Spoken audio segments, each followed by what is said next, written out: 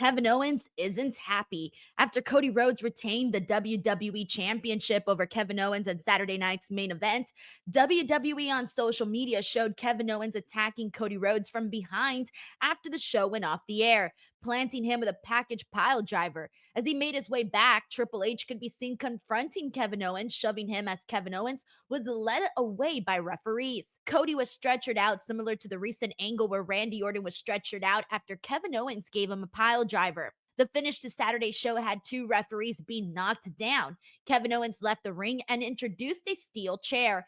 However, Cody Rhodes countered back with a Cody Cutter, then pinned Kevin Owens with a crossroads on the steel chair, throwing it out of the ring before Charles Robinson recovered and countered the pinfall for Cody. Prior to the WWE Championship match, Cody was shown wearing the Winged Eagle version of the WWE Championship, which was used between 1988 through 1998. Kevin Owens took the Winged Eagle title away from Cody Rhodes after laying him out. Chelsea Green made history.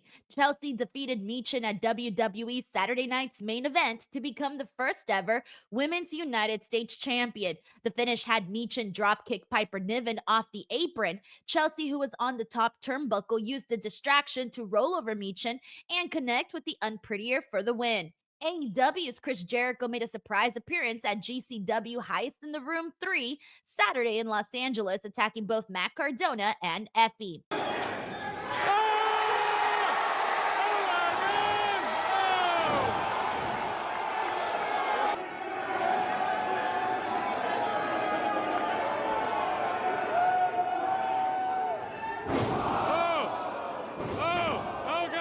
Everybody.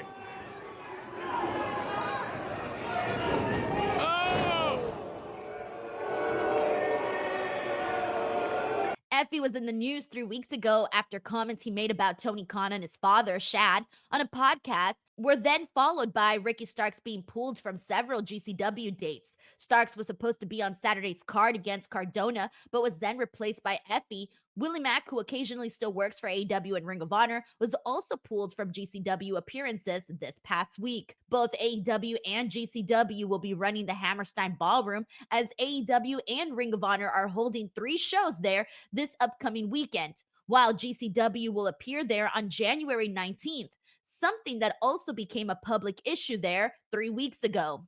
It's unclear as of this point as to whether Jericho's appearance is an olive branch between the two companies or a previously agreed upon one-off build to Jericho and Cardona's Ring of Honor World title match at Final Battle this Friday.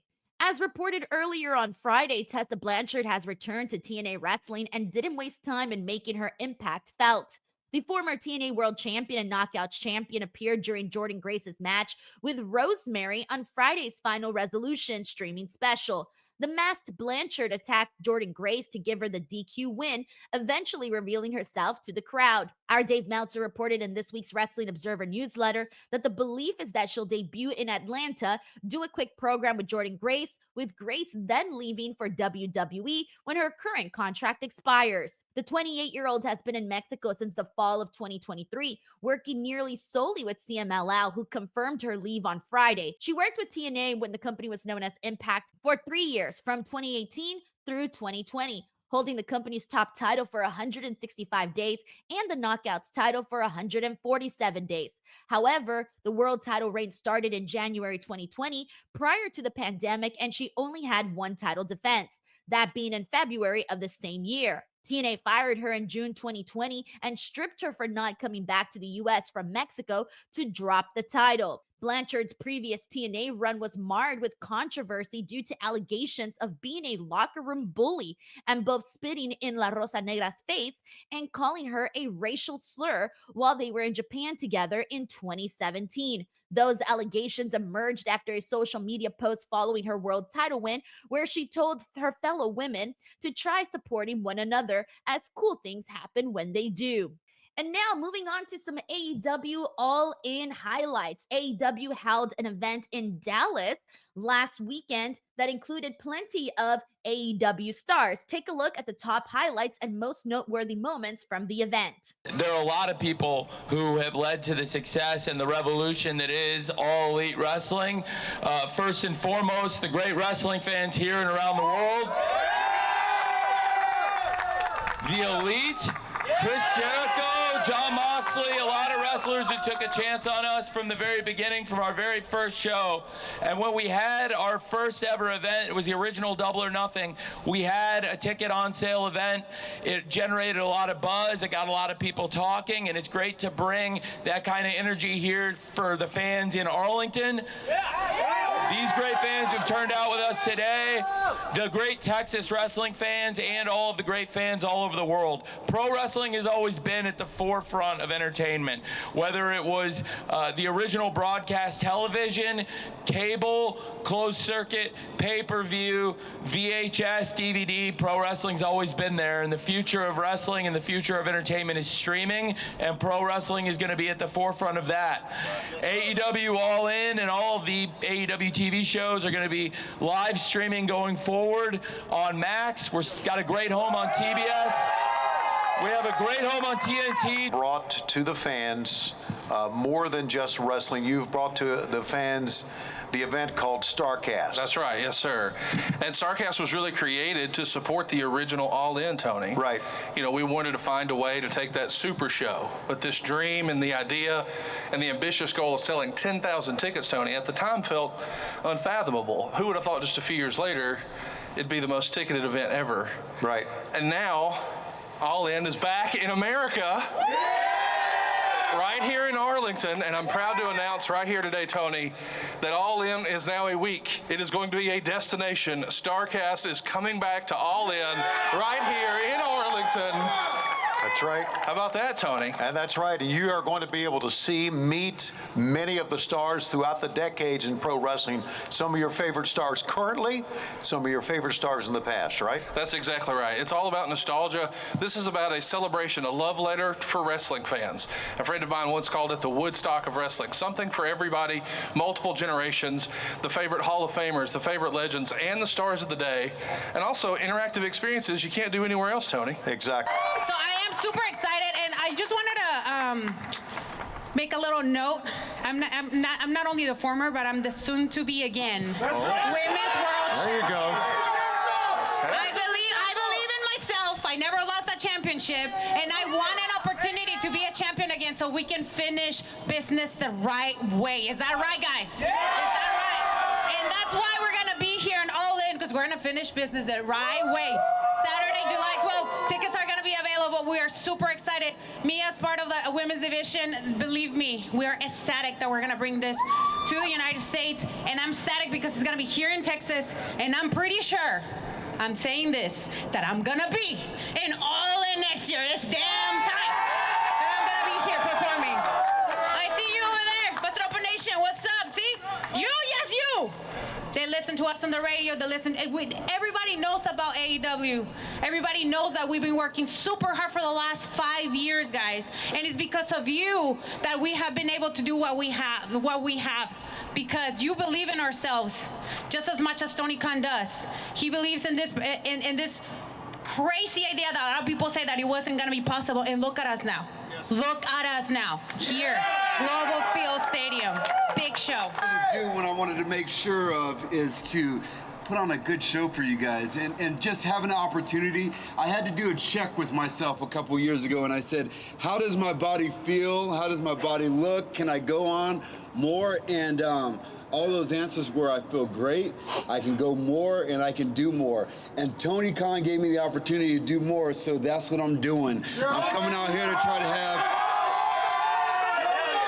And another thing, there was a group that we started a couple years back that we didn't have an opportunity to do what we wanted to do and really show you guys what we were capable of.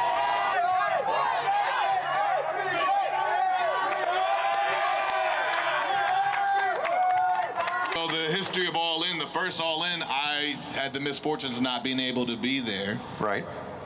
The following year, I made it so important to myself, personally, in my career, to get on that card and be a part of All In at Wembley Stadium. And I did that while going against the icon and legend Sting. Yeah. Right. 2024, I'm like, how do I do that and bring it up another notch? How do I take it to the next level? How do I progress? And I did that by main eventing All In this past year as the world champion. Absolutely. And making history as being the first black man to main event Wembley Stadium. How about that? How about that?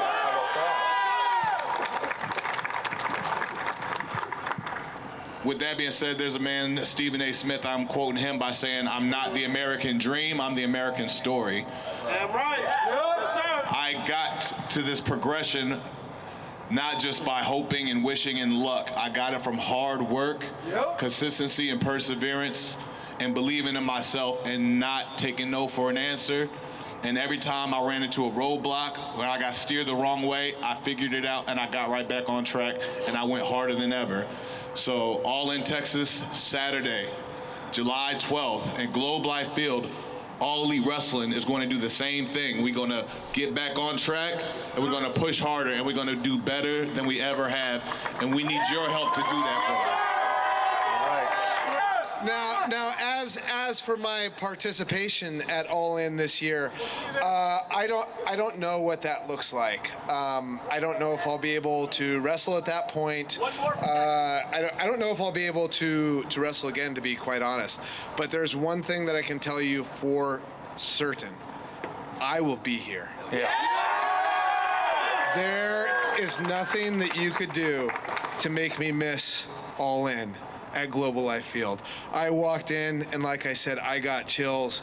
And when I saw it, and when I remember All In last year at Wembley, and then the first All In that broke so many records, I walked in there, I'm like, there's no way that I'm gonna miss it. So whatever Tony Khan wants me to do, whether it's, I could commentate with you. Why not? Absolutely. Yeah, sure. Or even just helping backstage, I'm gonna be there live to watch it, because this is gonna be incredible. Since you've arrived in AEW, I really think it's elevated the women's division. And it's not to talk badly about the rest of the women, but you've elevated the women's division. I mean, that's why I came here to AEW. Right. To put women's wrestling on the map, to make women's wrestling global. And now we are coming to Globe Life Field next year. And women's wrestling has just been better than ever, and I just love being here in AEW so much.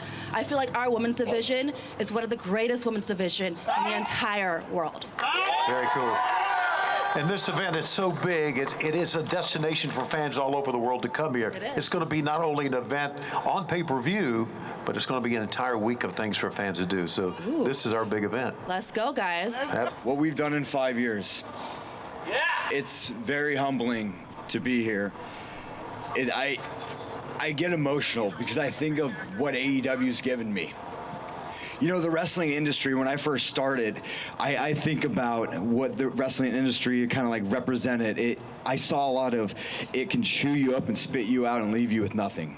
And I was really nervous starting my career because I didn't want to be chewed up and spit out and left with nothing. But when AEW started, it felt like a family.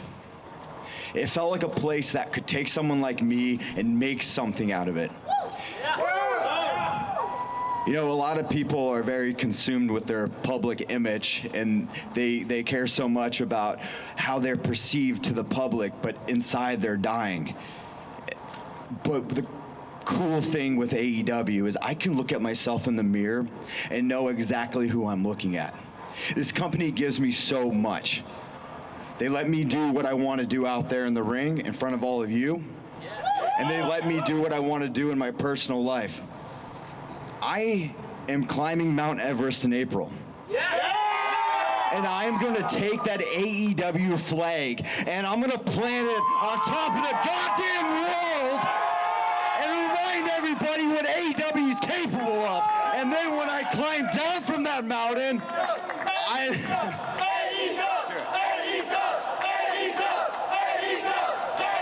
And when I climb down from that mountain, I'm coming to Globe Life Field.